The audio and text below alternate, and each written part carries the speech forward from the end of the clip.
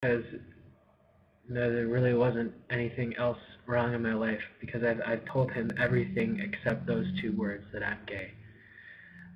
But he kind of deduced it, and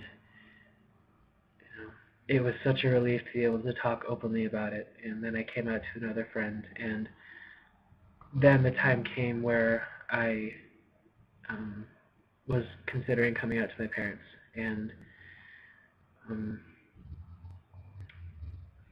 preceding those events, I was diagnosed with depression, and I was on antidepressants for 3 months before I came out to my friends. And if you've been on antidepressants before, it takes a while to find the right ones, and I was in a trial of trying to find the right ones, and the side effects were just this deep anxiety. And what happened was I got so anxious about telling my parents that it just affected so heavily how I acted. It was a very dismal time in my life, and a few days after my 21st birthday, I got so tired of being this depressed, needy person, and I decided I might as well not be a burden anymore. So I swallowed a bunch of pills and went to sleep. And it was Tylenol and Vicodin, and there was a lot of it. I don't remember exactly how much, but there was a lot. So it's not exactly graceful, pardon the phone, but it wasn't the most graceful way to come out. But what happened is I woke up.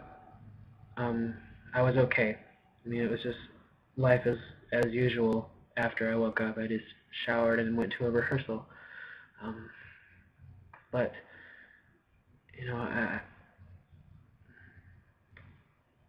later that week, I voluntarily put myself in the hospital, and they put me in the psych ward. And my parents, I told my mom, and I was talking to my therapist, and it got to the point where I felt unsafe to myself, and I was in danger of putting others. I was in a position to put others in danger, and that's when I said that isn't right, and something is wrong with my head. So I ended up being in the hospital for 4 days, during which time my mom told my dad what was going on. And just in those matter of 4 days, I mean, my entire family found out that I was gay. And it's kind of rare that your entire family finds out you're gay before all your friends do. And well, what happened is, and I was so anxious. I mean, I kicked myself, but my parents ended up being 100% accepting of it. I mean, I am so lucky. I have friends who,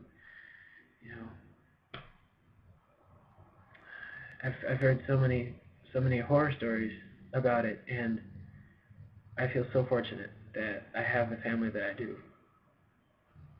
And my gosh, life has been wonderful with that support, and I don't know what my life would be without it. That my parents do understand, and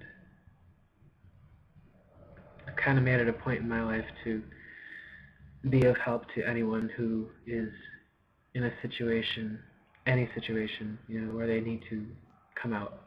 And whether I'm support or I'm help or whatever, I'll do anything, because having the feeling that you are loved for who you are is one of the best feelings that I've recently come across. And I guess the thing about being gay is you never are really going to know until you come out. You know, that's tough, living without that love for such a long part of my life. And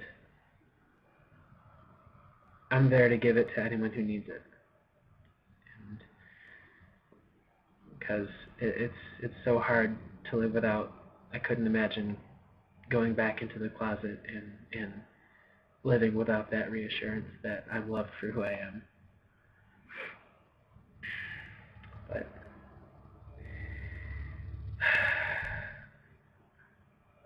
I think that's about all I have to say. Um,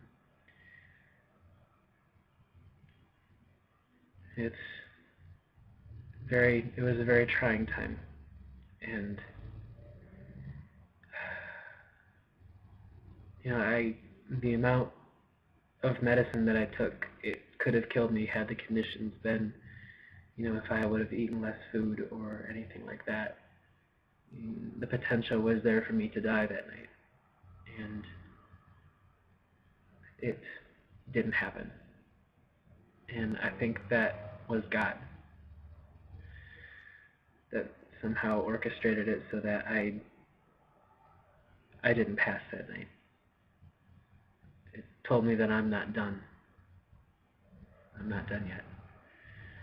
You know, there's still something on this earth for me to do, and I.